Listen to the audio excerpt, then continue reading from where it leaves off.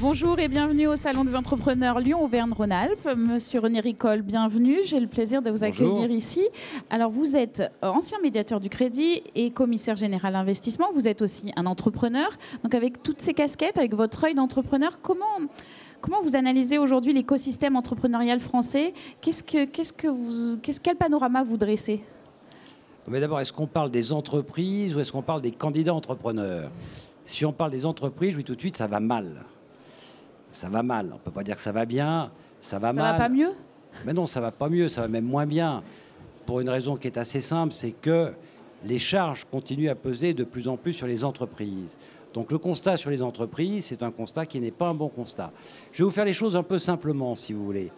Il y a encore des politiques qui pensent dans ce pays, et j'hésite sur la manière dont il faut les qualifier, qu'on peut encore faire des politiques macroéconomiques. Dans un pays de 66 millions d'habitants, c'est-à-dire de la taille d'une province chinoise, penser qu'on a une influence sur la croissance est juste ridicule, absurde, et c'est même grave parce que ça induit des comportements erratiques. On pense qu'on peut faire des choses, on ne peut plus rien faire. La croissance, elle se passe en dehors de nous. Elle se passe dans les zones du monde en développement. Sauf que nous avons la chance d'avoir plus de grands groupes mondiaux que n'importe quel autre pays d'Europe. Et ces grands groupes mondiaux, ce sont très concrètement les capteurs de la croissance mondiale. Ces grands groupes mondiaux, ils sont de moins en moins à l'aise en France. Ils ont le sentiment d'être de plus en plus agressés. Et regardez bien, les comités exécutifs se délocalisent. Nous perdons notre capacité, à grande vitesse, de capter de la croissance mondiale. Et puis quand ces grands groupes captent de la croissance mondiale, ensuite ils la renvoient sur un ensemble de PME et de TI dont on sait depuis très longtemps que ce sont ces sociétés-là qui créent l'emploi.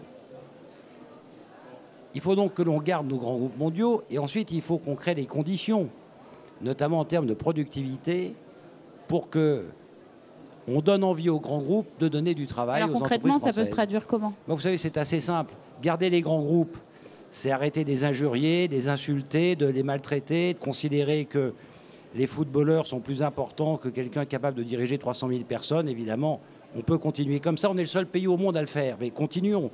Et comme ça, ils continueront à partir. Ils partent pas d'abord pour des raisons d'argent. Ils partent d'abord parce que c'est insupportable de se faire insulter tout le temps quand on a un métier aussi difficile. Et puis pour le reste, il faut remettre de la productivité. Remettre de la productivité, vous savez, c'est pas très compliqué. Il n'y a qu'une variable sur laquelle on peut travailler. Et je prends le terme de travailler volontairement, c'est le travail.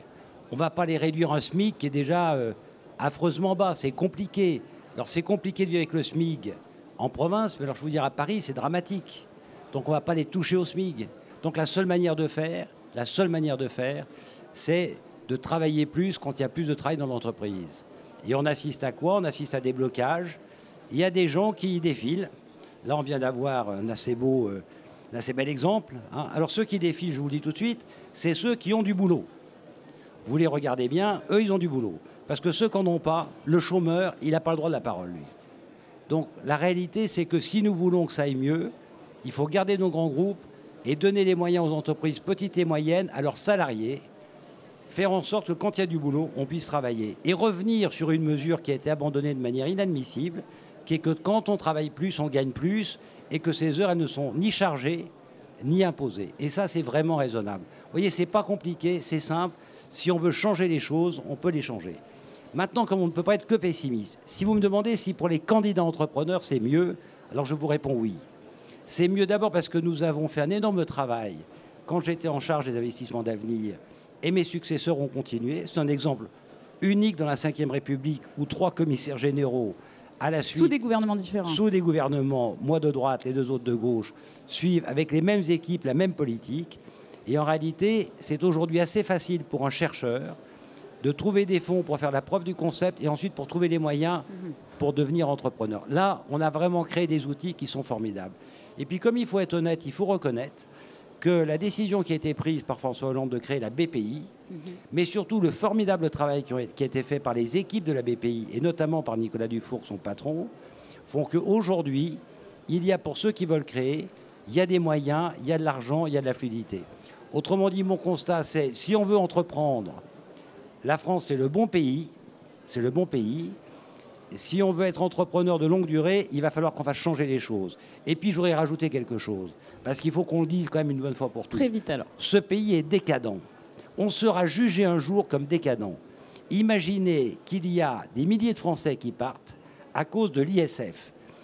Et on vend les entreprises familiales, parce qu'évidemment, il y a tellement d'ISF qu'on ne peut pas faire en sorte de payer l'ISF. Donc on vend l'entreprise, et ça, c'est des pertes d'emploi, toujours, parce qu'on le vend à des fonds qui ne sont pas tous sympathiques. Ils vont encore penser que je les critique, mais c'est ce que je pense. Et puis, on va mettre l'argent à l'étranger. Ça, c'est vraiment bien. Et pendant ce temps-là, ceux qui ont des œuvres d'art, ils payent quasiment aucun impôt. Vous faites 1 milliard de ventes d'œuvres d'art et 1 milliard de plus-value, ça vous coûte 6% de taxes. On est décadent. L'ISF, il faut le dire, on est le dernier pays au monde à l'avoir. Et c'est un impôt qui, en réalité, crée du chômage. Voilà. René Ricol, merci pour cet entretien franc et sincère. Merci beaucoup.